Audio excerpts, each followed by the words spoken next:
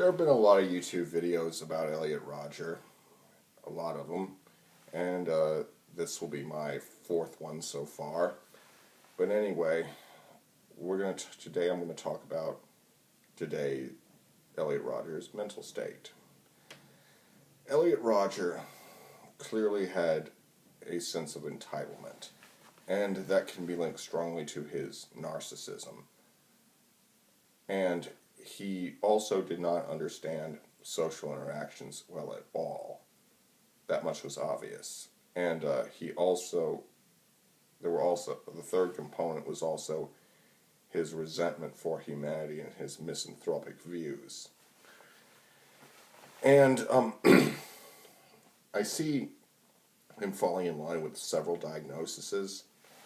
I'm not a professional, so just take all this with a grain of salt. But I think, that being said, I think the first and most obvious is narcissistic personality disorder.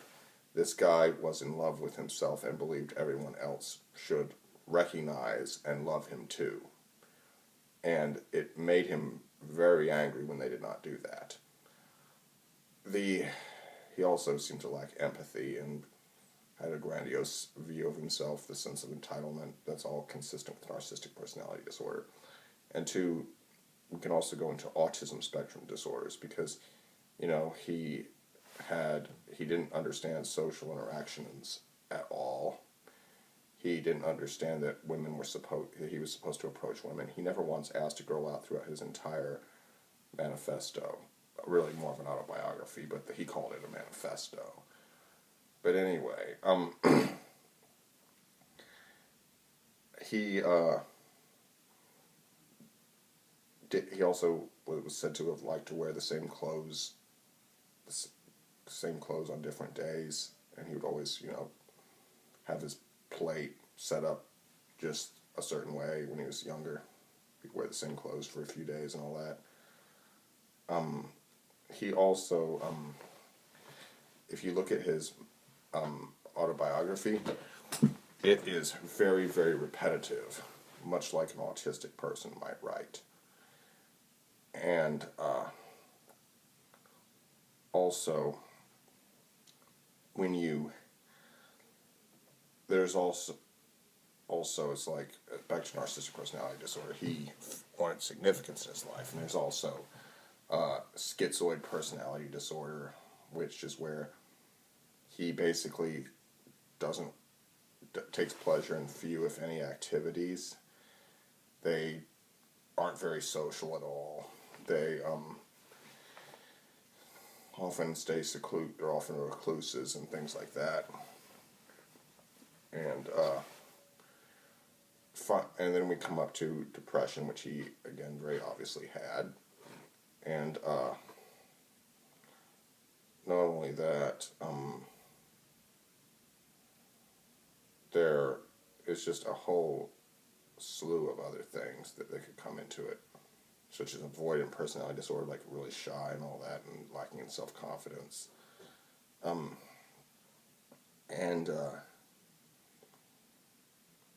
He either didn't understand that he was either oblivious to the fact that other people had needs and wants, or he just didn't care. And the ultimate truth to Elliot's mindset is splattered all over a car in Southern California. But we can piece together clues from his manifesto, his YouTube comments, and YouTube videos, and forum postings. He started a very big controversy, which is exactly what he wanted. All this crap about misogyny, about gun control, about violent video games, all mental health, no, not all men, yes, all women, entitlement, all this crap.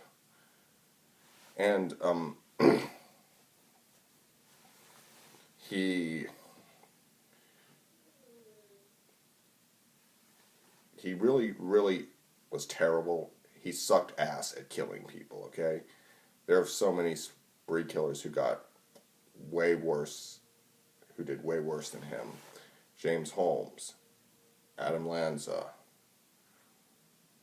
Omar Manton, uh,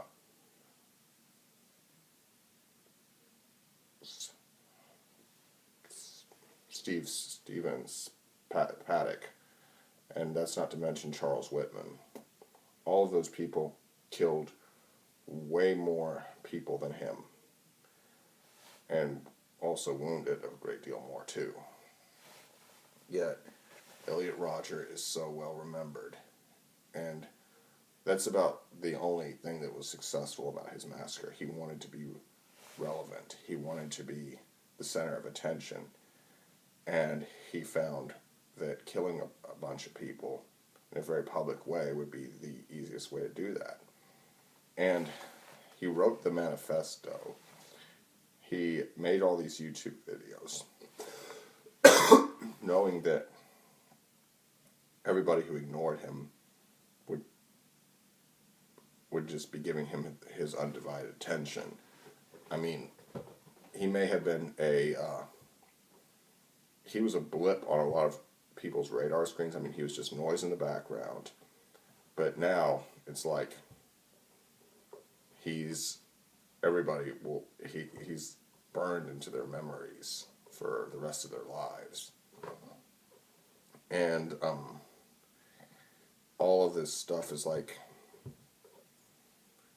everybody would be like, yeah, I met Elliot Rodger once, and all that stuff, and it's like seemingly this insignificant event. Like, even if they had an insignificant event with him, everybody's going to remember him.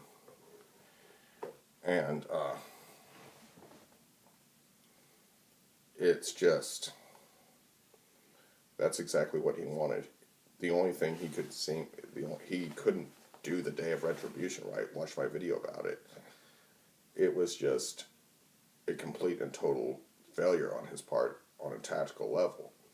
However, on a strategic level, he was very successful because it's like, think about it. Why would he make that video? He put himself on a time limit for his stuff because it was only a matter of time before somebody saw the video and the police were called and hot on his tail. But he in his mind, he had to make the video because he knew it would go viral the second he did what he did. All his videos went viral after he did what he did.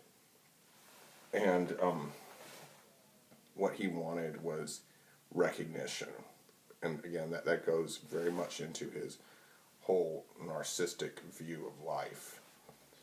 And he also got a lot of things in his childhood by simply asking for them or throwing a temper tantrum. And on May 23rd, Pacific Standard Time, he threw his biggest and final temper tantrum because the world would not conform to what he wanted it to be.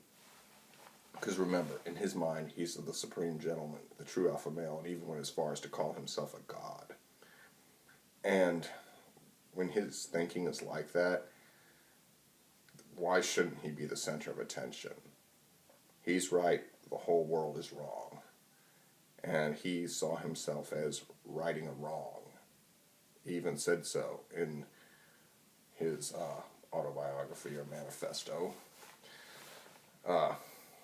He believed that, the world should be listening to him, and because it wasn't, it really, really pissed him off.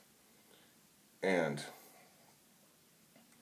when he realized that he couldn't tolerate the world, he didn't want to live in this world anymore, he realized that, he had an easy way to do it. The only it's like, when they want to people want to get infamous and well known, burned on every, and just be the talk on every news channel, on every YouTube channel, a whole bunch of videos about him on YouTube. All they have to do is kill a lot of people.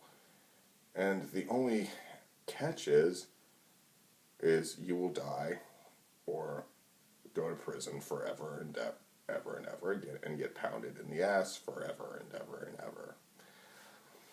And if you don't care about life, that kind of makes that dealing with that obstacle a bit more tolerable. And anyway, what we discovered is that in Elliot Rodger, he had a sense of entitlement, and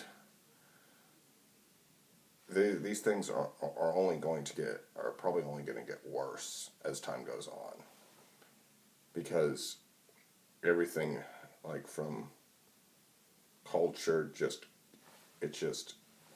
like, we have participation trophies, and I'm not blaming participation trophies per se. Like, this whole concept of, like, he didn't believe he should work for anything, and he believes that everything should be bestowed upon him because he was Elliot Rodger. Now, there are some people that could argue, was it his upbringing? Was it mental deficiencies? Was it, all this stuff? Was it nature or nurture? That debate has been going on for a very long time, and there's no sign it will slow down. Chances are, in my opinion, it was both. And could Elliot Rodger have turned out differently? Maybe. He could have just continued to be insignificant, but he didn't. And he found a way to make himself significant. And his life is rather dull for a lot of the pages of the manifesto. It's only noteworthy because he killed a few people. Not a lot of people. As I said before, he was lame at killing people. He really sucked at it. And but all the media attention he got was just unprecedented.